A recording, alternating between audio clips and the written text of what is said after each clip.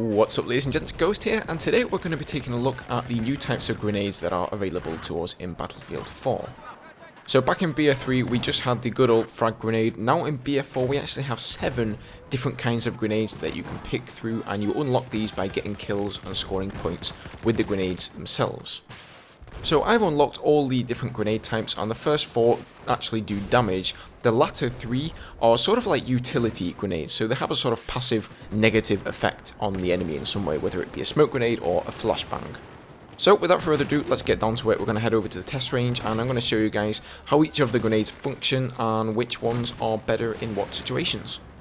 So first up, we've got the good old M67 frag grenade. This is your bread and butter grenade, and it's actually the only one of the lot that can kill somebody from 100 hit points. It will do 100 hit points if you're close enough to the actual grenade, as you can see. The timer on this one is around 3.5 seconds. I've timed that, so that's as accurate as I can get it, and it actually seems to be one of the longer timers for the grenades. However, it is quite a heavy grenade, so due to that fact, you can only carry one of them, and they also can't be thrown that far. The blast radius of it is quite big though, so if you're wanting to clear a room of guys, having one of these frag grenades is probably your best bet.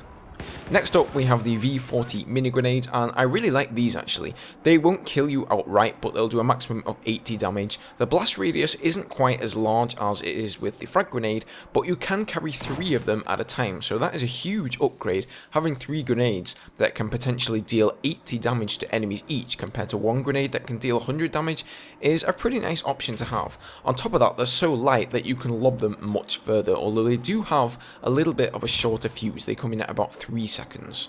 So you have to be careful how you lob it. You can't throw it too far up in the air like you can with some of the frag grenades, because it will end up detonating before it even reaches its target. Next, we have the RGO impact grenade, and I really like this one. As you can see here, you pretty much throw it as soon as it bounces off a surface. It will explode a split second afterwards. So this can be really nice for lobbing up in the air. It's not going to explode prematurely before it hits the ground. Once it hits the ground, then it will explode. However, the damage model of this one is quite small. It will only do a maximum of 64 damage, so not really too great there. You can only carry 2 of them as well. So for me, they can be great in certain situations. As I mentioned in a previous video on Rush, they're fantastic for lobbing at the MCOMs. You can be sure that they're going to bounce and hit the ground and not explode in the air, but they only do 66 damage, so you have to be sure that some of the guys over there are already going to be injured, or you have to throw 2 of them in the same place.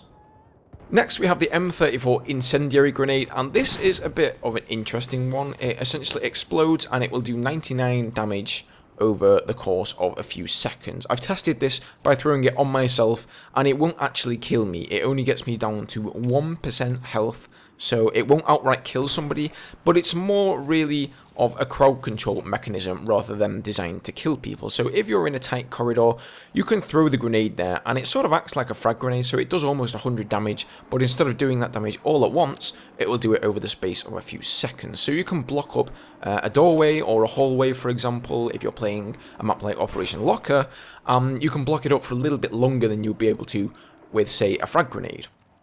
Next up, we have the M18 smoke grenade. This does pretty much what it says on the tin. It makes a lot of smoke, and that provides you with cover. If you're going to plant, say, an MCOM, I'll throw a few of these around just to give myself some, some decreased visibility, shall we say, for the enemy, so I'm more likely to be able to sneak through and get that plant on the MCOM. You can carry 3 of these bad boys, and it's great now that all classes can use these. Back in BF3, of course, only the assault kit had access to smoke grenades via the M320 launcher, and now all classes can equip them, so that's great.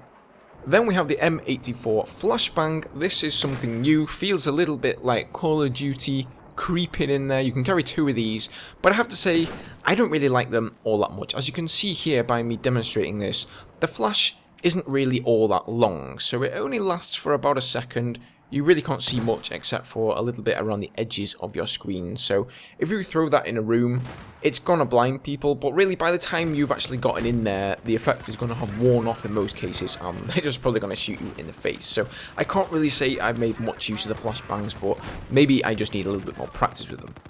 And finally, we have the hand flare. You can carry 2 of these, and once again, they do pretty much what you expect. You throw them down on the floor, a load of red smoke comes out of them, and you will actually have an indicator on the screen showing you where the flare is, just like you would for a grenade, so anyone that comes near it is going to be able to see that flare. It also makes a lot of smoke, kind of similar to the smoke grenade, so it will provide you with some cover, and it really has a lot of different applications, and probably a lot of those we've yet to see in Battlefield 4. Obviously, you can use it for signaling transport helis and jets and stuff like that. If somebody is on your team in a jet, you can sort of type, hey, come and help me out with the flare, throw down a flare, and he's going to be able to say that. Although, I do wish that it was a little bit more visible, because right now, as you see, if I go up in the plane and look at my flare, it's not really this huge billowing tower of smoke exactly. It's just like a little flare on the ground, and it's pretty hard to see. And personally, I would have thought that that would have actually been the main application of it. So we'll see. Maybe they're going to change some of these grenades up, and maybe they're not. Personally, for me, I have to say that my favourite grenades right now are the V40 Mini, simply due to the amount of damage you can do with 3 of them. I do like the frag grenades still, but being able to carry 3 mini grenades and each of them doing 80 damage is pretty damn nice. The RGO impact is another good one. And yeah, as for the incendiary and the flashbang, I'm not too keen on those. They could maybe do with a little buff, and I'm sure we will see a balance patch from DICE addressing a few issues like that in the future.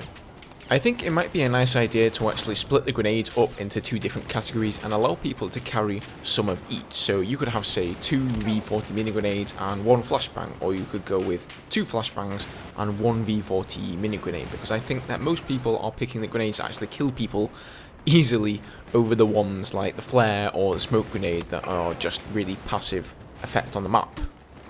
So I hope this cleared up some stuff for you guys. Hopefully now you understand all the grenades, how they work, and this will help you in picking which grenade for what situation. Let me know in the comments down below what your favourite grenade is, how you found applications for the flare, any good stuff like that, and I'll see you guys in the next one. Cheers.